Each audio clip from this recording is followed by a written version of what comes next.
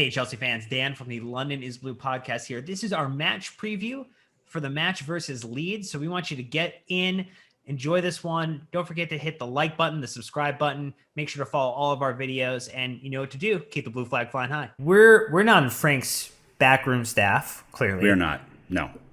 So that gives us the opportunity to look a little bit about what else is going on, because he needs to focus on playing Leeds. But we can take a look at the fact that Tottenham play Arsenal this weekend. Liverpool play Wolves. Leicester play Sheffield. You win this game, maybe Arsenal and Arteta gives a little bit of trouble to Mourinho. Maybe Wolves find a little bit of form against Liverpool and get them struggling a little bit. There's all possibility that Chelsea could put themselves in a position to really close that gap again over this weekend too, with a decisive win. And so I think that's the other thing, that Frank isn't going to say it. And I think, our friend Matt Law would say, like, oh, Frank would kill me for saying this type of thing. And, they're like, this is what could happen. Let him focus on that game. But this is a game, if Chelsea wins, puts us in a position to continue driving in the Premier League. Even though Tottenham are top, even though Liverpool and Tottenham have more points than us currently, this is a driver's seat game in my mind. Yeah, I agree. I mean, you look at the landscape of, I'm going to pull up the Premier League schedule here live because, I'm so fascinated by the dynamics of this, right? Like, to me, if you're Chelsea and you know that you have 6 tough matches in December, right? And Leeds is the first of a gauntlet, right?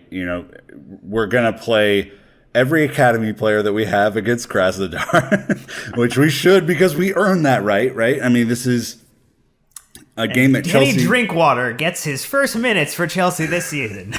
Why not? He's earned it. But your Tino Angerins, your Billy Gilmores, your everybody should be playing. We should not have a potential starter playing against Krasnodar. So you beat Leeds, you're in a good position, right? You're at the worst you can be at the end of the weekend is still where you're at. Mm-hmm.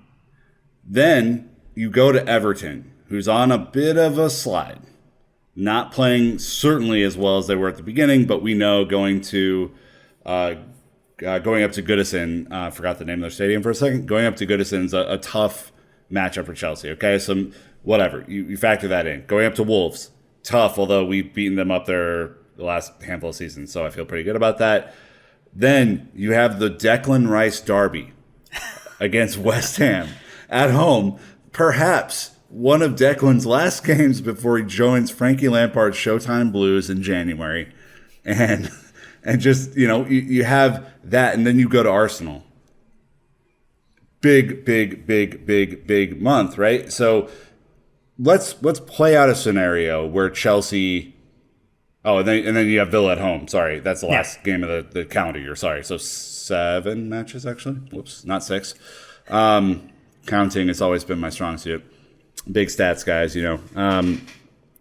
If Chelsea are in the same exact position as they are at, let's say we're 1 or 2 points off of the top of the table, entering into the game against City on January 2nd,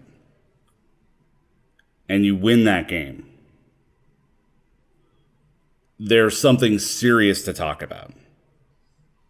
Because we all know that moving, in golf, moving day basically solidifies where players are going to be thereabouts, right? So we know that January, February is really when the cream gets separated from the top, right?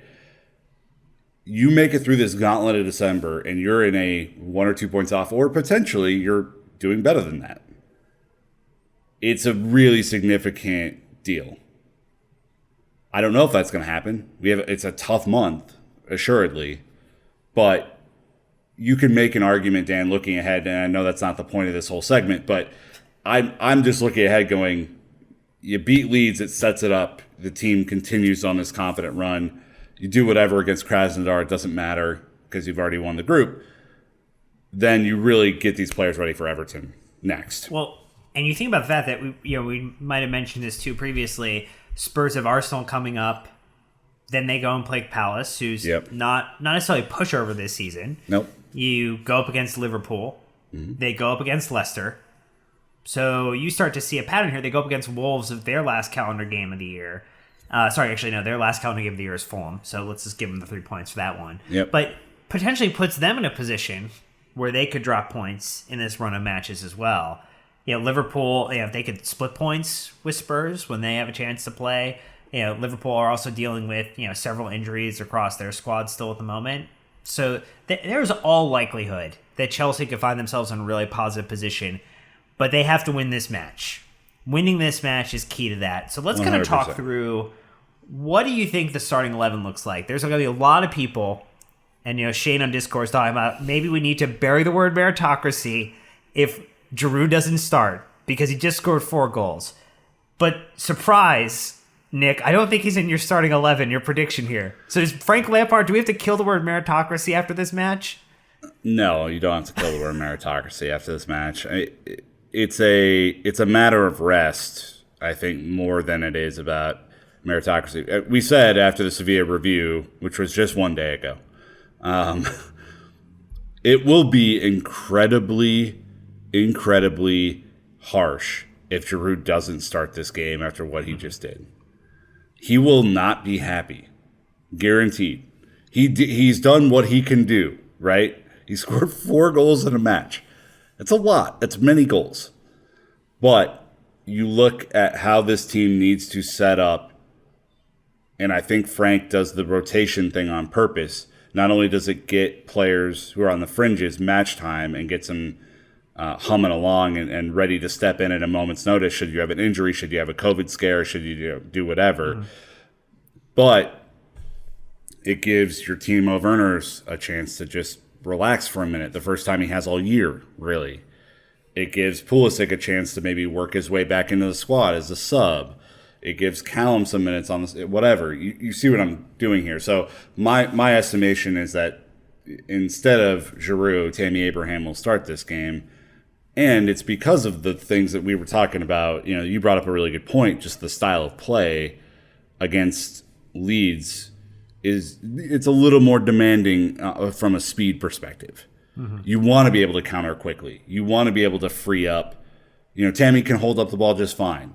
You want to be able to have it hold up and get it out to Timo, get it out to Ziyech, play it back to the midfield so you can go over the top. You want to make sure this is quick. And I think that is Tammy Abraham kind of suited well.